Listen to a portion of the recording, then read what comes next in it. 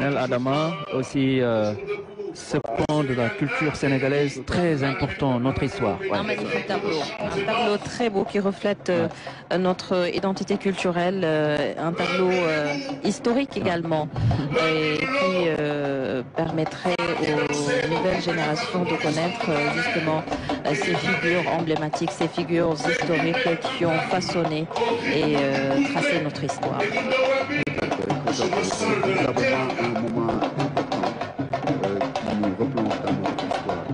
Un moment important qui rappelle la fierté, la bravoure des anciens avant les indépendances. Donc vraiment, cette fresque nous a permis de visiter ce point de l'histoire. Avec le grand royaume du Jolof dont dépendait avant l'indépendance de ces royaumes, le Cayor, le Bawol. Donc, là, on est en train de voir vraiment un autre tableau qui, là, montre la diversité culturelle.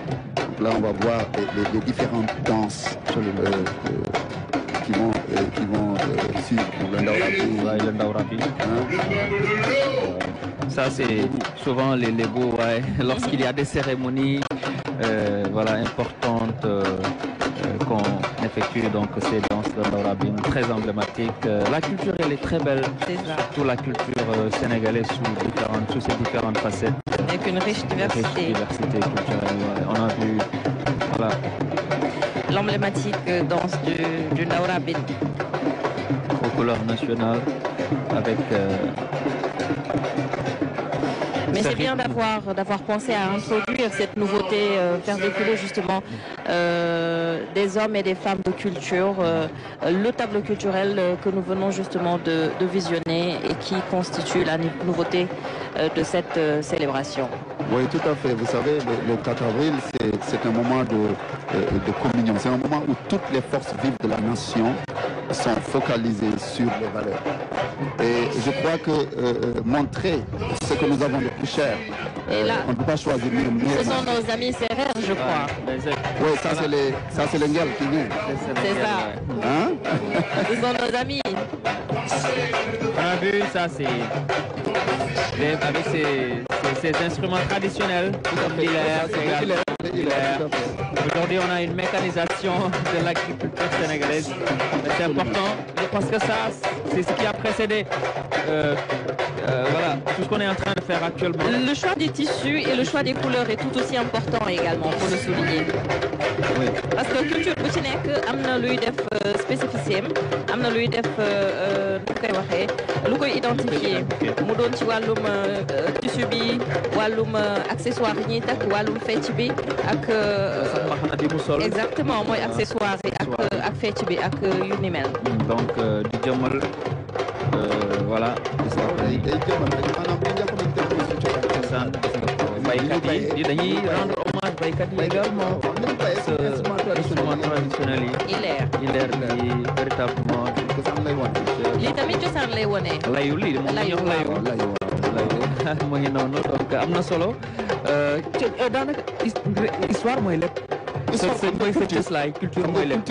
culture moom lépp da nga koy dugg ci culture maanaam ni ngay bayee li ngay lekk li nga xam mooy say sonorité sa musique dégg nga sa làkk et cetera yëpp culture la donc li ñu tableau bi ñu gis ni muy jàll dafay wone diversité culturelle bu Sénégal maanaam waaw ñun vraiment dëkk bu ndaw lañ ci géographiquement waaye en termes de richesse culturelle diversité macha allah mën nañ ko te lii dafa am solo ñu wan ko ndaw ñi parce que actuellement ñuy génn ay fecc yu bees yu bëri yu ko tuddee ay tur yu kenn xamul. waaw alors que cosaan bi mi ngi fi effectivement fecc yi bu ñu jëloon Ndaourabi bi ñu jël ngel bi comme lu muy tekki parce que li nga wax ni ñaari nga wax ni bu ne dafa am lu muy tekki ak circonstance bi ñu koy defee waaw je pense que moo xool ne loolu am na solo trop ndax luñ ko war a génn rek dafa war a fekk circonstance maanaam dañoo war a woo xale yi woo sénégalais yi ñu reconnecté wu ak seen culture ñu reconnecté wu ak seen cosaan ñu reconnecté wu ak seen valeur moom moo nekk noonu xam nga tableau bi du ko wone ci jour indépendance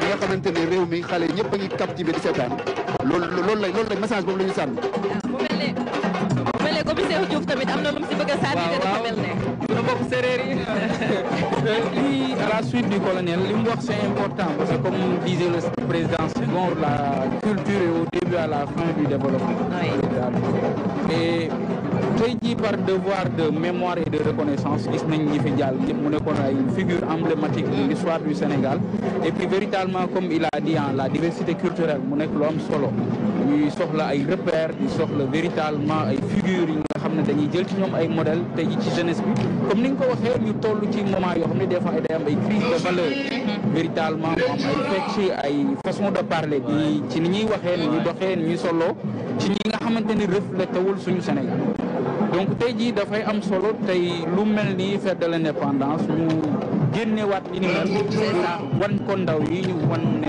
véritablement Sénégal am na lii et puis lii mat nañu modèle ñi nga xam ne buñ ci jaaree ci li nga xam ne bëgg nañ ko muy vers la souveraineté véritablement mën nañ ci yegg.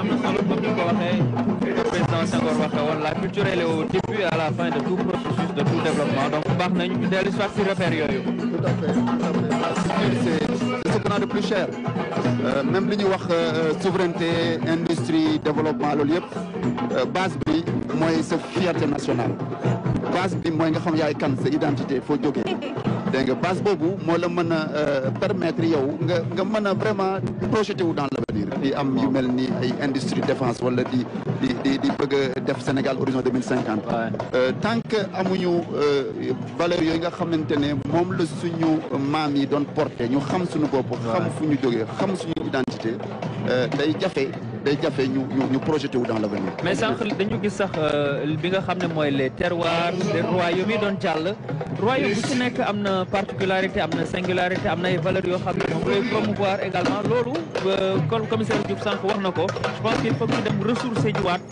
que ce soit la jeunesse nga xam ne mooy l'avenir d'un pays li moom mooy lu am solo la parce que daanaka gisatuñ ko si bu gaynde ñu ngi koy gis nag ci yenn banlieue yi ci yenn dëkk yi ci biir réew mi dañ koy def waaye effectivement bëreetul comme mu daan amee si ay temps daal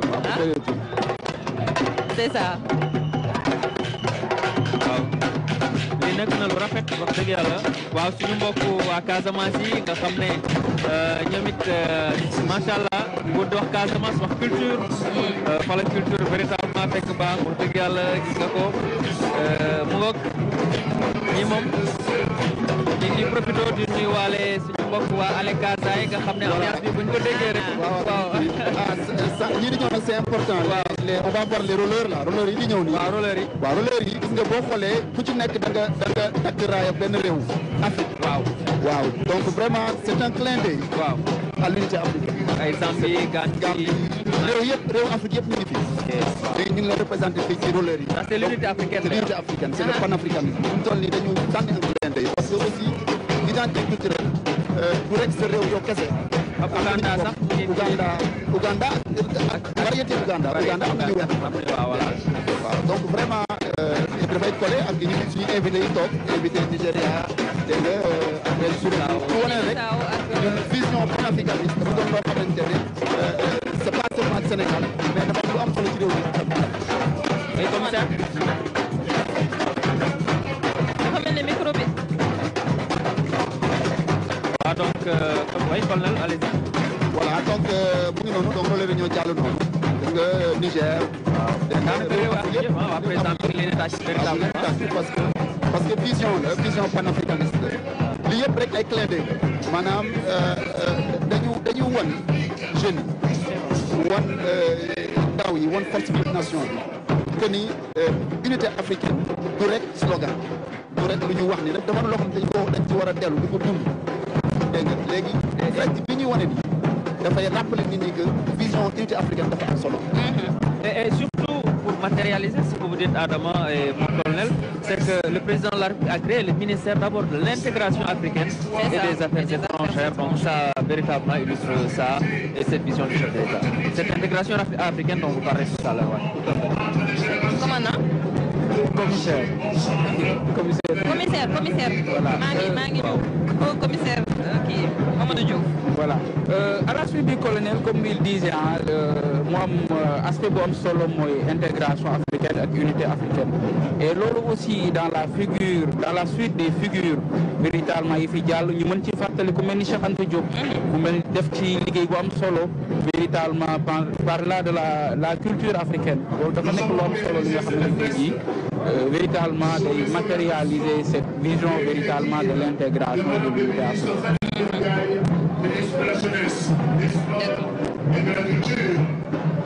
Voilà tableau bu am solo bi nga xamante ne nii ñu fàttali rek ne moo nekk nouveauté bi nga xamante ne nemmeeku nañ ko ci célébration 65e anniversaire bi Cheikh Bamba Gueye. défilé bi défilé civil yi daanaka bu noppee rek ci la ñuy jàll. ci défilé militaire bi nga xamante ne nii mooy tàmbali. Ouais, on a vu. Voilà, léegi nag ñu ngi jëm ci majorette Kennedy, ouais, ça c'est ñoo tëj défilé civil bi. Kennedy, c'est toute une histoire, les majorettes de Kennedy, oui. Qui nous ont habitués à de belles prestations à chaque fête d'indépendance. Avec le lycée qui a été créé en 1961 et la troupe des majorettes en 1975, pratiquement 50 ans cette année. C'est donc un jubilé d'or, ouais, comme je le disais, pour la troupe des majorettes du lycée John Fitzgerald Kennedy. Première troupe des majorettes sénégalaise, elle a été créée par Germaine Acogny, l'emblématique Germaine Acogny. Voilà, qui était professeur d'éducation physique et sportive dans l'établissement, avec l'accord bien entendu du président Senghor. Voilà. Les majorettes du lycée Kennedy, sont des icônes de ce défilé du 4 avril. Tout comme les majorettes de l'institution Notre-Dame, ce sont les deux qui ouvrent et clôturent donc le défilé civil. Défilé. Voilà, un très beau défilé. Maintenant, nous allons assister à la prestation des majorettes de Kennedy. On le rappelle, cette année, c'est le jubilé d'or, donc puisque la troupe a été créée en 1975, donc ça fait 50 ans. Adama Saba. Voilà, je vous laisse. Voilà. Donc, et rendre hommage également à l'emblématique Doudou Ndiaye Rose, oui, véritablement, qui était le tambour-major des Kennedy. Absolument, absolument. C'est ça. Et c'est un legs que sa famille est en train de perpétuer. C'est ça, effectivement. Ce sont ses enfants qui sont aujourd'hui, qui ont repris le flambeau. Ouais. Donc avec Biran Ndiaye Rose. Et Tafa Ndiaye Rose, qui est là.